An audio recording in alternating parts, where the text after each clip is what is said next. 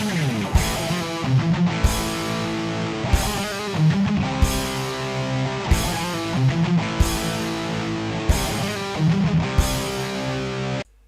ladies and gents, I'm Vaz the Viking Vazitron, and you're about to watch Carnage on Crisis, Part 2, the Maginot Line.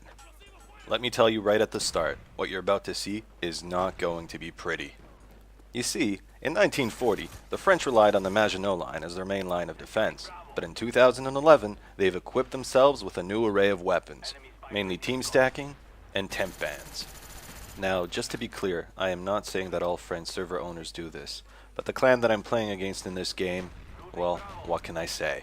Basically, there are 3 or 4 members of the clan that owns the server playing on the opposing team, while there aren't any on my side. Now you might be asking, Faz, what the hell are you complaining about? Usually, I wouldn't see a problem in team stacking either. But in this case, the clan members are constantly kicking people off the server for allegedly camping. Were the accused actually guilty of camping? I don't know. I didn't watch the replay, so I'm not 100% certain, but I have a feeling that they weren't. And why do I have a feeling like this? Well, I've felt the wrath of the server owners on my own skin. Just yesterday I was playing a game here again, on firing range, domination, and I move into the tin building overlooking B. I go up on the 2nd floor to cover my team who's about to take B, and it just so happens that a whole crowd of the enemy comes pouring into the central area of the map. So, what am I supposed to do? I start shooting them, and before I know it, I got a chopper gunner ready to take off, but there's a Cobra in the air. I was up there for maybe 30 seconds tops, and unfortunately could not deploy my Huey since I got kicked from the server for camping. So in all honesty, I don't know what the server owners of this particular server expect from players playing domination.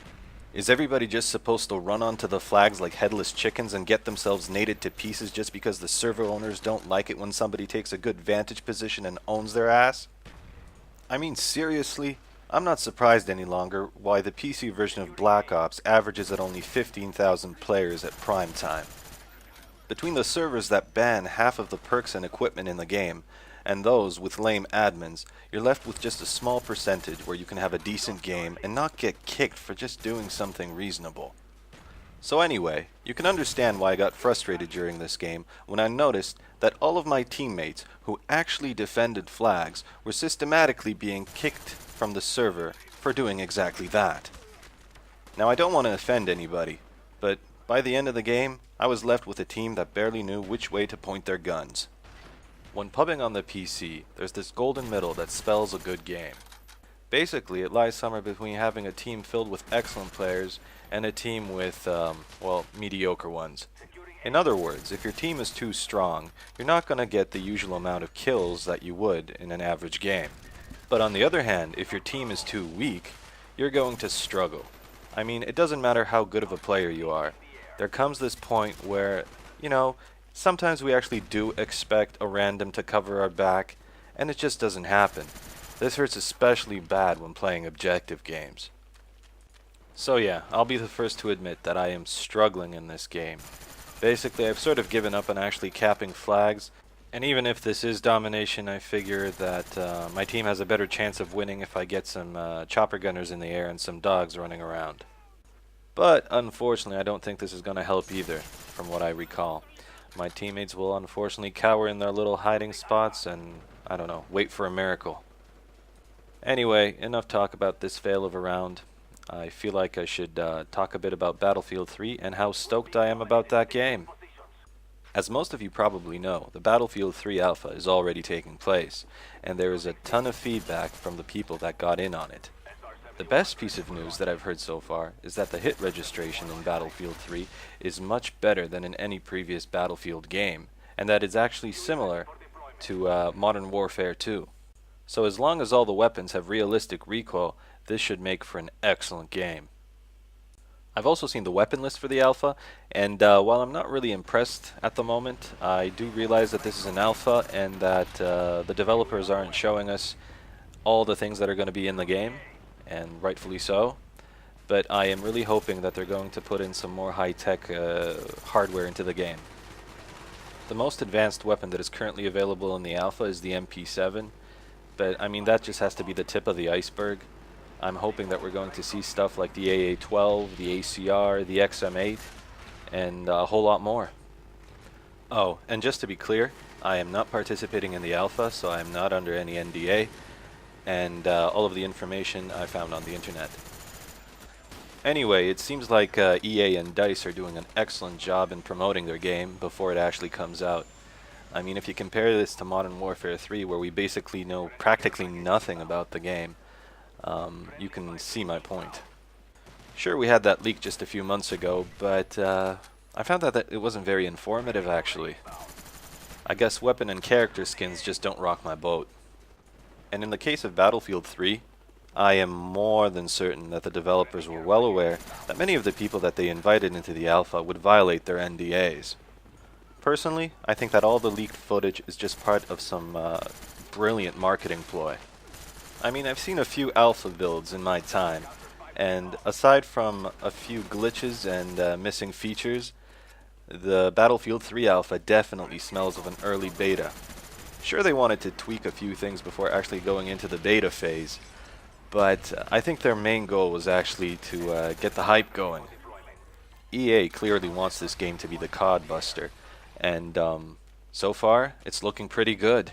But only time will tell if it's the stick of dynamite that blows the fish out of the water. I, for one, am going to be getting both games. I've been a Call of Duty fan since the first Call of Duty, which came out around the year 2000, I believe. But the shooter that I actually spent the most time playing was Battlefield 2142. I never actually played the earlier Battlefields, as those were my enemy territory days, whereas the Bad Company branch of the series never appealed to me. Mainly because the medpack was moved to the LMG class, which to me was a retarded idea, and the fact that you could spawn on any squad members, basically removing the role of the squad leader from the game, which to me is a vital part of any Battlefield. I also didn't like the idea of the smaller four-man squads, so basically I never got into Bad Company because, well, it was pretty much a consoleized version, a consoleized bastard of what Battlefield used to be. And yes, I know what you might be thinking. Modern Warfare 2 and Black Ops were also ported from the console.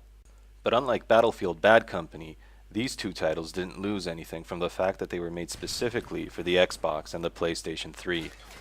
Yes, Modern Warfare 2 did not have dedicated servers, but even on my old PC I always got host, so honestly I didn't really care.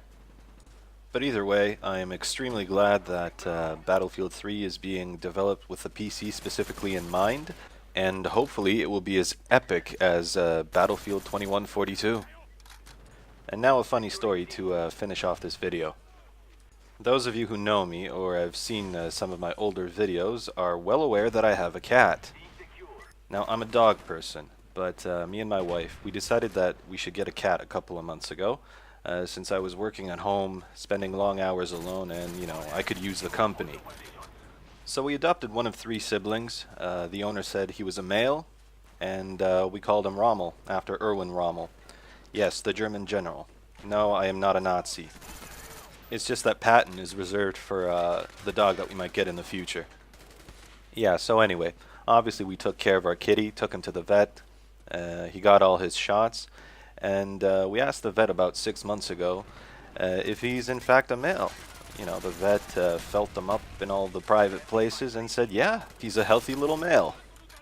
So a couple of weeks ago, we go to a different vet to get his balls snipped off, as it was time. And we left him for the day, since that is the standard procedure. And about 2 or 3 hours later, my wife gets a call that Rommel is in fact a she and not a he. All I can say is that the Viking was extremely surprised, but at the same time, things started making sense. You see, my cat loves to open the bathroom door when I'm taking a bath. She jumps onto the washing machine and just stares at me. So having found out that Rommel's in fact a female, at least I'm no longer worried that my cat is gay. I also found out why she'd been so annoying for the past month, as it was her time of the year. Yeah, so Rommel is no more, as we've renamed our cat Romelia, so as not to fuck with her head. I mean, she's gotten used to her name by now. Anyway, that's about all for now. Oh, I just said it. No, about. Yes, I've lived in Canada. Anyway, thank you guys for watching, and I'll see you guys next time when I take a Golden Galil and cause a ruckus on Crisis one last time.